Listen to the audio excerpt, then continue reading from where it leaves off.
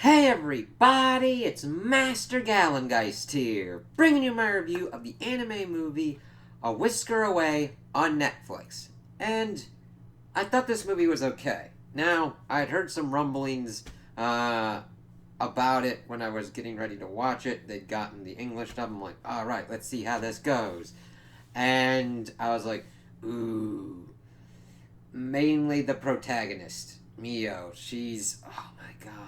Listen, there can be a way to make someone kind of annoying without overpowering it.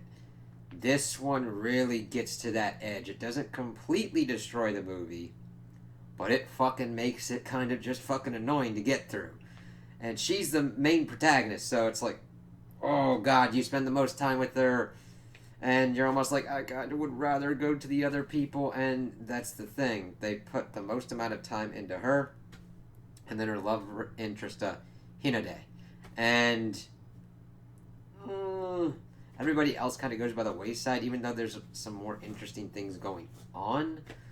So we start off and we see that Mio is at a fair festival kind of thing with her parents, well, at least her mom, and her mom's trying to get her to like live with her, and it's like, what the fuck? She is not letting this shit go, and I'm like, huh? And you kind of start to see why she's kind of as annoying and overbearing throughout the rest of the story as she is, because her mom's pretty much just like, whatever. She runs away, encounters this dude, and selling cat masks. It's like, okay, and she gets one, and I'm like, all right, kind of what's going on? And we kind of go a little bit further in, and we see her talking with like her best friend Yuri, and doing this Hinode sunrise attack thing to her love interest. And by the love of God, I don't know why this dude doesn't hate her, because there's a fine line between being like, you know what, I really like your ass, and bumping someone with your ass, and just fucking going full fledged thirsty ass motherfucker on someone. And this is in middle school. Now, granted, I understand hormones and shit, but fuck me, man. She is just like, like, there is no zero. And I don't think there's no limit as 100. She just fucking poof, poof. It's like, chill. Even her friend's like, God damn, back off. And of course, there's bullies in there pretty much making fun of him, making fun of her for what's going on. And it's like, oh god. But we learn that he just really doesn't respond to her shit. And she's like, God damn it. And I can understand where the dude's coming from. He's got some shit he's dealing with, and he just wants to go into school, do his shit, and get the fuck out.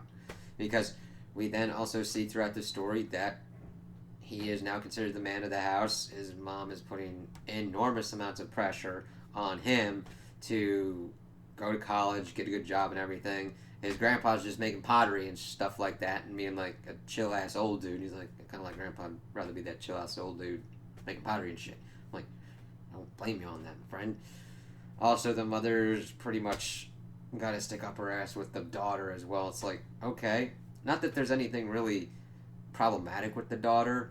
It's just she's like got the hots for one of the dudes that like works at the pottery shit, and that's about the extent of her character. It's like, all right, and we find that he plays with this cat Taro, pretty much thinking it's the reincarnation of their dog and all that, and you find out that it's Mio, and that she does it to pretty much get love from the dude, and she's like, yeah, this is pretty cool. And of course, the shopkeeper dude's like bugging her, like, you kind of want to give away your human mask. I kind of want my price for what's going on. It's like, okay, cool. She's like, no, fuck it. I just kind of want to do this shit. Interestingly enough, though, even though she turns into a cat, when she goes to the bathroom, she, like, goes into an actual restroom. She's like, it's fucking weird doing this as a cat. And I'm like, interesting. They do kind of play with the cat transformation, at least a little bit of being like, oh, so this is what's kind of going on here.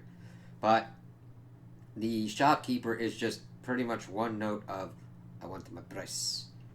Pretty much. So she keeps going on and figuring out what to do, and of course it advances to the point where the grandfather has to close his pottery stuff, and his mom keeps just bugging the shit out of him to do cram school, even though he's like, I don't want to fucking do cram school.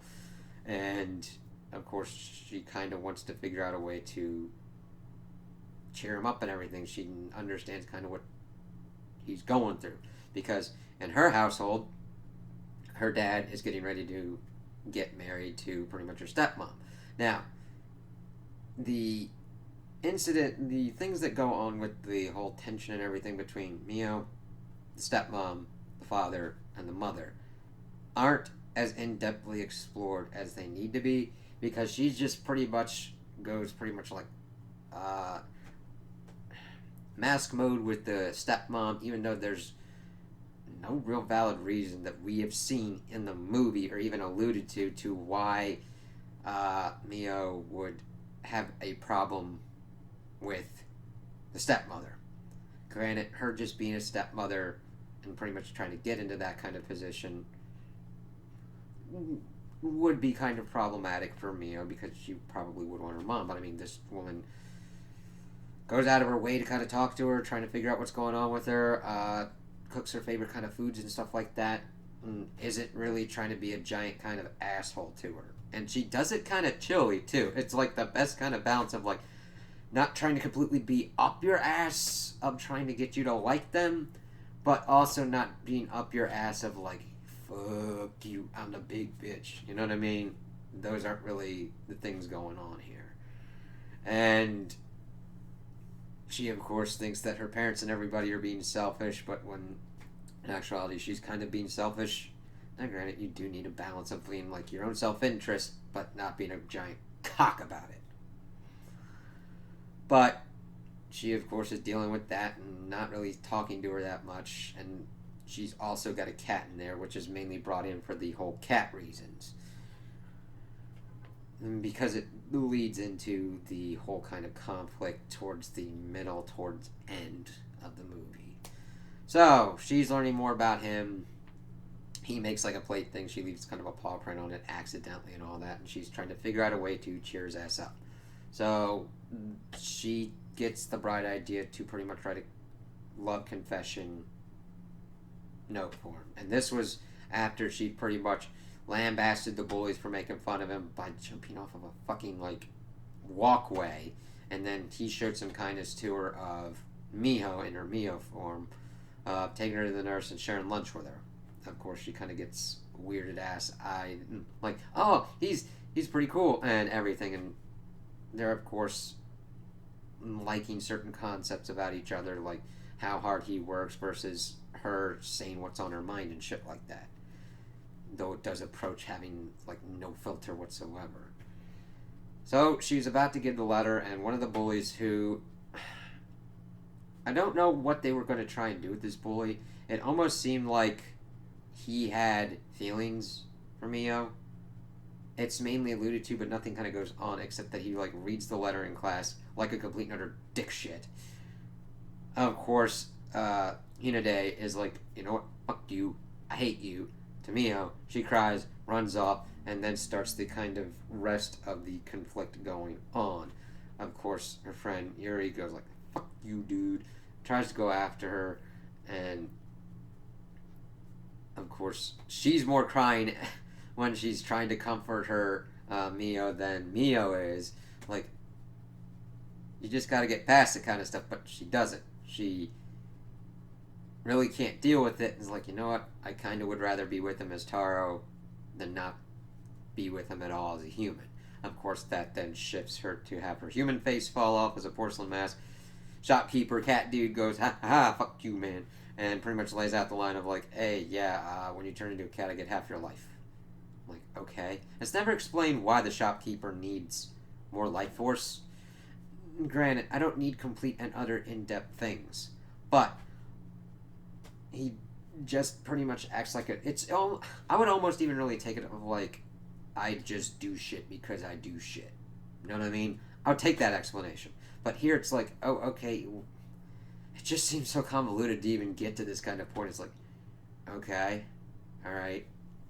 And then she's pretty much chasing around to try and find her. And, well, the rest of her group tries to find her as well, because At this point, she had pretty much went off on her parents, being like she hates them and everything. She hates being how selfish they are and hates being the mask and everything, and run out. That, of course, is when she switched off and was like, you know what, it'd be better to be with Taro as the cat, and that's a big thing because now everybody's kind of like looking for her now and trying to find out where she's gone. Even Hinode, and he's pretty much putting two and two together with the cat and with Mio, but it still takes a little bit because Mio has to pretty much get to the cat island place first, and fucking her stepmom's cat pretty much takes her face and is like, I was gonna die anyway, so I'm pretty much gonna try and be your stepmom's daughter now. Even though she gets to a point where she sees that the stepmom really misses her as a cat and like, you know what, I think I'll actually change back to being a cat. It's really kind of strange because some things seem rushed like that part, but then the pacing is kind of so off because it's almost 2 hours and it's just like, what the fuck? Okay. And I liked how everybody kind of came together and tried to find Mio, even though it borderlines on more presenting her as selfish of dealing with the things. Now, granted, it doesn't really go all the way like that, in my opinion. It gets to that edge where you're almost like, she's being a complete and utter ass, and I wouldn't be surprised if nobody looked for her ass. But it tends to the bad side of the balance of being a little bit too much, or being like, fuck, rah. I'm like, oh god, yeah. But I like that you saw that her friend was trying to look for, that Hinode was trying to look for and everything. And of course, once he ran into Tara, I was like, fuck. But of course, she starts to not understand people and become more and more as a cat. Of course, that's when Kineko, the cat as Mio's human form, tells her, hey, go here and try and figure out what's going on. And she, of course, goes in there, tries to find the mask seller and everything. Everything on the cat island was kind of weird. Mainly because it comes towards the end and it doesn't really get as explained as it needs to be. But of course, she's trying to find the dude. She pretty much runs into the other people that have been bamboozled by him, and that they were pretty much all running away from certain kind of things, and that they wished they hadn't. I'm like, okay, fine. It was really kind of weird because it sounds like one of the cat dudes sounded like the voice actor of Kirito, and I'm like, ah, shit. It just kind of took me out of it for a minute. I'm like, okay, yeah. But then Hinode is able to pop up and get together with Kineko as Mio, and she takes him to the island to like help look for Mio in cat form. And it's really weird because evidently, as long as you're being led, you can go on to this fucking thing, like leap of faith kind of shit. I'm like, all right. So pretty much the shopkeeper just pretty much plays catch-a kind of shit. The Kineko version of Mio is able to go into and find a place that's got a mask. She puts one onto Hinata, and he's only like half cat for some reason with like cat balls. I'm like, okay, why? Now he can see the island and all that shit. I'm like, oh, and he's like, hey, guess what? Now I can get half his life too. Ha ha ha. And she's like, I kind of want to renege on this deal. He's like, fuck you. Locks him in there. But of course, Mio and the rest of the cat people pop up, get in. Kineko pretty much takes off the mask, and then we start a chase sequence on the cat island that is just like drawn out. And I get that it's probably to show the tree and everything. They've got a certain time limit to pretty much do this, otherwise the whole life force thing gets fucked and she's a cat forever kind of shit. And it's just like, what the hell? Now, granted, they're pretty much realizing their feelings for each other. He loves her, she loves him. Granted, I know that sounds kind of just a little bit callous, but it's just so much kind of happens in such a short amount of time that I'm just like, I don't buy that he would just automatically love this chick, even though he's been playing with the cat. Granted, she has been showing but at least interest in him. Fine. Creepy ass, stalker ass shit interest, but yeah. Cool. And they're pretty much just going through. He's able to rescue her And then they pretty much get into the weird endgame fight of the shopkeeper pretty much pulls out her life force, which looks like her for some reason, and then turns into a fucking Kamehameha ball. Starts bouncing around as they're pretty much like fighting the damn dude to stop him from eating her half life force. Even though he'd also have to take the cat's life force, even though he doesn't. But, of course, the cavalry pops up, booty boots his ass. She gets her life force back in. She's able to shift herself back into her human form, and the cat's into her cat form. And they're able to get off the cat island. They confess their love for each other, and that's kind of where it ends. I mean, we go through the credits and we see the kind of resolutions. We see that for some reason, Mio's friend has pretty much got a crush on Hinade's friend. That happened. The mom kind of reconnects with Mio, but on their own kind of thing. Hinade talks to the mom and pretty much says, "Yo, I want to be a Potter dude." And gets that good. And pretty much then Hinade starts doing the sunrise attack shit to Mio. It's not a bad movie. If you're into like the Japanese kind of folklore and everything, it's an interesting kind of take. But the thing is, I wish it would have gone deeper into the fork lore. Here's my magic fork. Here's the lore behind it. No, but deeper into the folklore, because it's just very just surface level. It doesn't really get into it or really get that much into the nuts and bolts or anything, or some kind of like weird interesting kind of stuff. It's just like, hey, here's this dude who sells cat masks and can turn people from cats into humans and humans into cats, and he wants your life force because reasons. Oh yeah, here's this really obsessive chick who will pretty much annoy the shit out of you.